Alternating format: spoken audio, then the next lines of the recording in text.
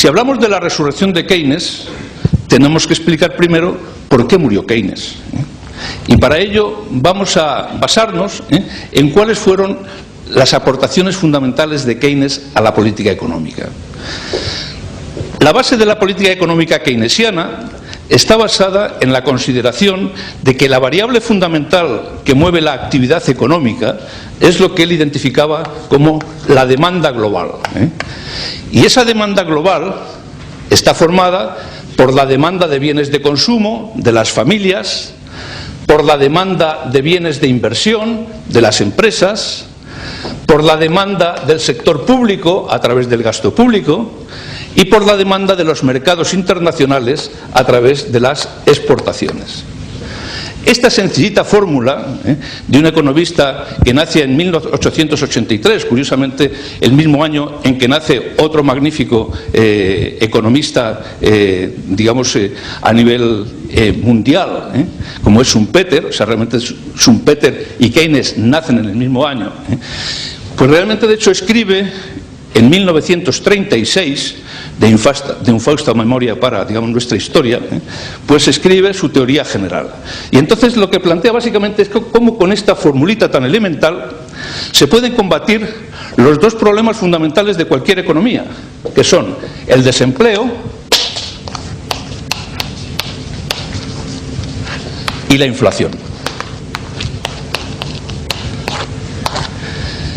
¿Y qué es lo que dice Keynes respecto de cómo combatir el desempleo?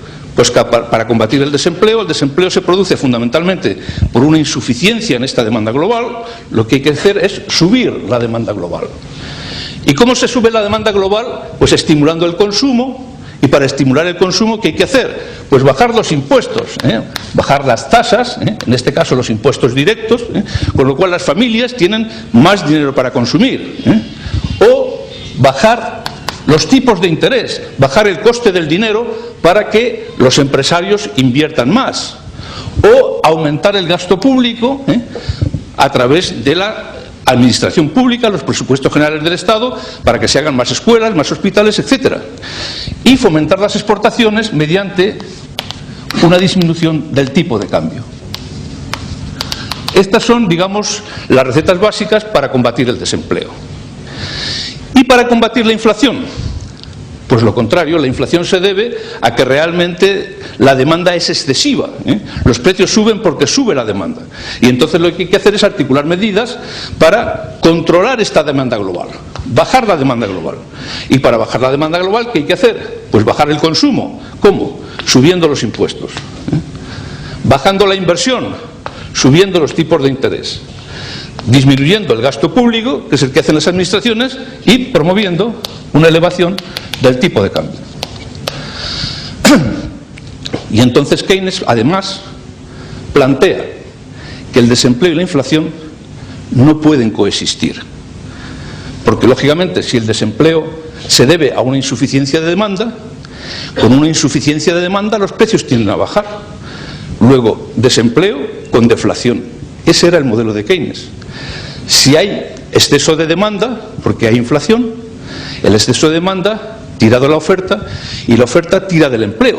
Por lo tanto, realmente no puede haber inflación con desempleo.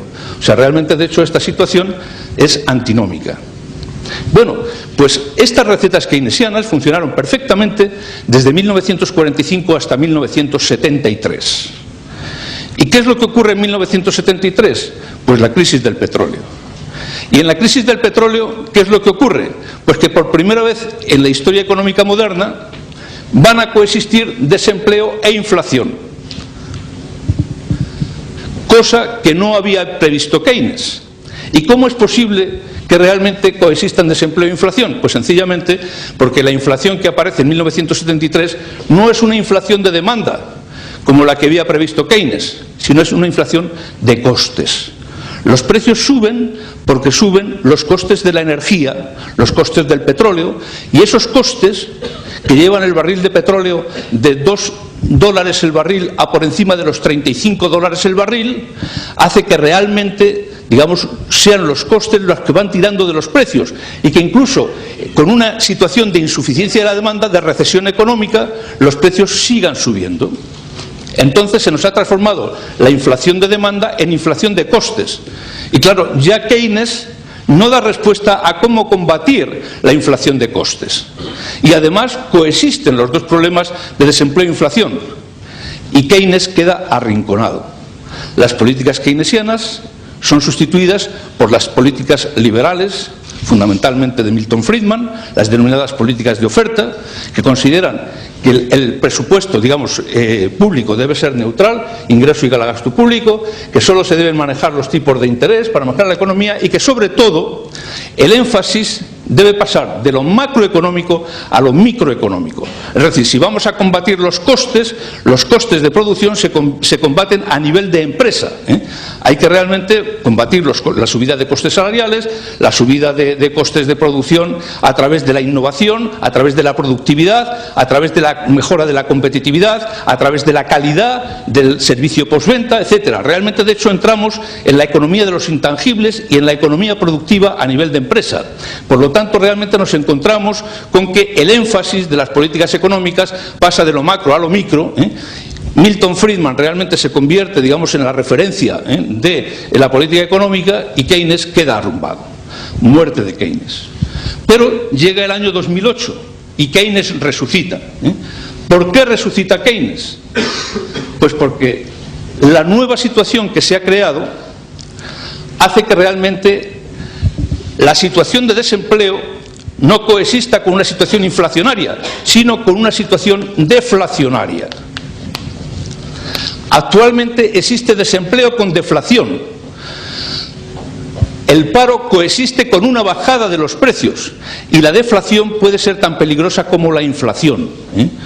Porque realmente la deflación, si realmente genera una expectativa de que los precios van a ir bajando, se demora el consumo y además los precios pueden bajar tanto que bajen por debajo de los costes de producción y entonces si los precios bajan mucho las empresas entran en pérdidas y realmente de hecho se corre un riesgo económico extraordinario. Entonces, como el desempleo y la deflación son la base de los problemas actuales, Keynes sí tiene la respuesta para combatir simultáneamente los dos problemas, desempleo y deflación, que es estimular la demanda global. Y entonces las recetas están claras. Si lo que tenemos que hacer es estimular la demanda global, pues entonces vamos a bajar impuestos, vamos a bajar tipos de interés, vamos a subir el gasto público y vamos a procurar una disminución de nuestro tipo de cambio para hacer más competitivas las exportaciones. Y estamos matando dos pájaros de un tiro. Keynes ha resucitado. ¿Cuáles son, y con esto voy a terminar ya, las limitaciones del modelo keynesiano en estos momentos? Pues las que estamos viendo en España, que realmente no es lo mismo luchar como ocurría en la época anterior de Keynes, donde el problema fundamental era la inflación, porque durante los años 50 y 60 había una situación práctica de pleno empleo. Porque luchar contra la inflación exige medidas presupuestarias, como veis, de subida de impuestos y bajada del gasto público. Por lo tanto, realmente, de hecho, se trata de presupuestos restrictivos, disciplinar el gasto público y aumentar impuestos. No hay déficit público, no hay deuda pública.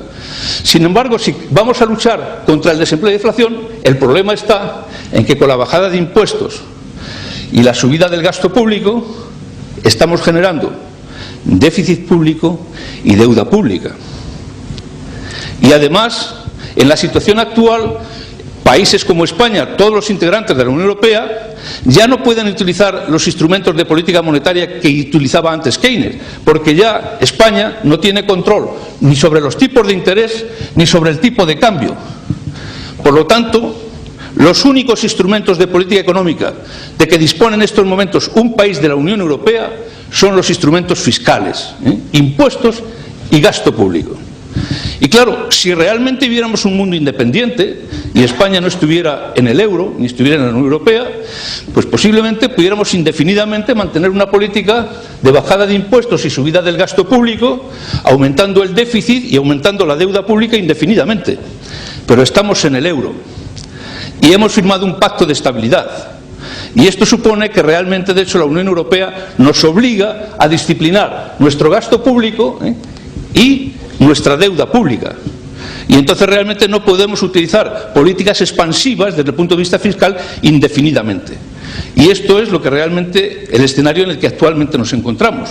O sea, desde el punto de vista del empleo, con un 20% prácticamente de desempleo, España necesitaría políticas expansivas sostenidas en el tiempo, con bajadas de impuestos y subida del gasto público para estimular la economía.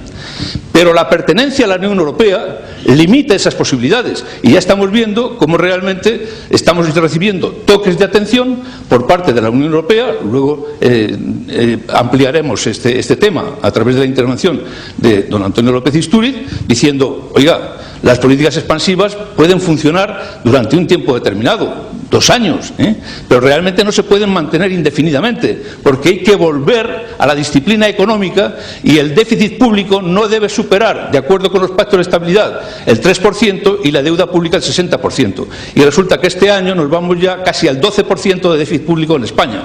Entonces realmente nos encontramos con un desempleo al que habría que aplicar unas medidas de carácter expansivo, de acuerdo con la política keynesiana, pero donde realmente el despilfarro económico realizado en el gasto público durante los años anteriores, con medidas como lo de los 400 euros, o como las medidas del cheque bebé, pues realmente están haciendo que se nos haya disparado el gasto público. Ahora tengamos que disciplinarnos y entonces observáis que si realmente, de hecho, lo que tenemos que hacer ahora, de acuerdo con la Unión Europea, es subir impuestos y bajar gasto público, ¿qué es lo que estamos generando?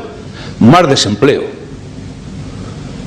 Y esta es, digamos, este es el nudo gordiano en el que se encuentra sumido en estos momentos la economía española, de difícil solución, porque realmente, de acuerdo con la ortodoxia económica, tendríamos que tener políticas expansivas, pero de acuerdo con nuestros compromisos con la Unión Europea, tenemos que tener políticas restrictivas, y aquí ya, hasta aquí llega la teoría, ahora llega la política. ¿De acuerdo?